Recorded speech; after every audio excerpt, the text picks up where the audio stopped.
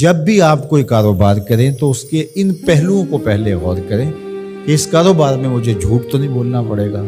اس کاروبار میں میرا کوئی عمل ایسا تو نہیں ہوگا جو اللہ کی ناراضگی کا سبب ہوگا۔ اللہ نے انسان کو وسعت عطا کی ہے، وہ بہت سارے کام کر سکتا ہے۔ بعض لوگ کہتے ہیں جی میں یہ کام کرتا ہوں، میں داڑھی مونڈتا ہوں، تو کیا میں اگر یہ نہیں کروں گا تو کیا کروں گا؟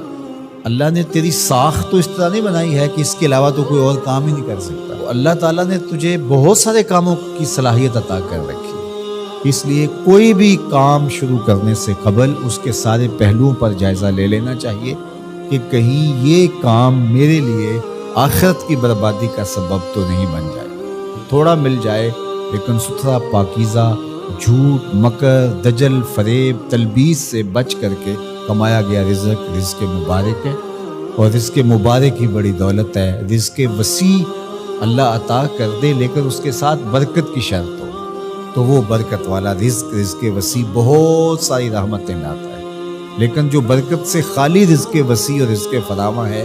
وہ ہمیشہ بے برکتیاں لاتا ہے اور زندگی کے اندر تلخیاں پیدا کرتا ہے۔ تو اس لیے میں تو جب بھی دعا مانگتا ہوں کہ اللہ میں رزق حلال، رزق وسیع، رزق سہل اور رزق مبارک عطا کرنا۔ تو رزق مبارک اللہ سے مانگو جو برکت والا رزق ہے، تو وہ برکت والا رزق وہی ہے جس طرح اس حدیث میں آیا کہ جس کو حاصل کرنے کے لیے جھوٹ کا سہارا نہیں لیا گیا، جس رزق کے حصول کے لیے کسی درجے میں کوئی جھوٹ بولا گیا ہے تو وہ رزق مبارک نہیں ہوگا، وہ رزق وبال جاں بن جائے گا، وہ بے قراری قلب کا ذریعہ بنے گا، اضطراب باطن کا سبب بنے گا، بے چینی کا سبب ہوگا، عجیب اندر ایک جو ہے وہ اضطرار اور اضطراب ہوگا۔ سوکھی روٹی بھی کھا لی لیکن حلال رزق کی سچائی کے ساتھ حاصل کی گئی روٹی وہ آپ کو تسکین فراہم کرے گی، وہ آپ کو قرار باطن عطا کرے گی۔ پھٹے پرانے کپڑے ہیں، شکستہ کپڑے ہیں، کوئی بات نہیں ہے، سچائی کے ساتھ، سچ کے ساتھ حاصل کیے گئے ہیں، لیکن عالی نصب پوشاک بھی پہن لی اور اس کی قیمت کا کوئی لباس پوری تقریب میں کسی کے پاس نہیں تھا، لیکن وہ جھوٹ سے، مکر سے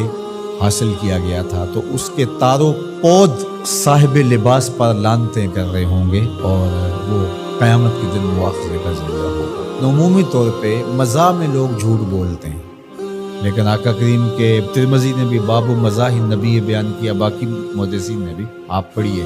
مزاح میں بھی حضور نے سچ بولا۔ کبھی ایسا نہیں ہوا کہ حالت مزاح میں بھی ایسی بات کہی ہو کہ جو سچائی پر مشتمل نہ ہو۔ تو مجھے اور آپ کو اس کا بہت التزام کرنا چاہیے، اس کا بہت زیادہ اہتمام کرنا چاہیے کہ ہماری زندگی میں کسی بھی جو ہے وہ زاویے میں اور کسی بھی صورت میں اور کسی بھی شکل میں جھوٹ موجود نہ ہو۔ اللہ تعالیٰ جل شانہ ہمیں اپنی خاص عنایتیں اور کرم نوازی نصیب فرمائے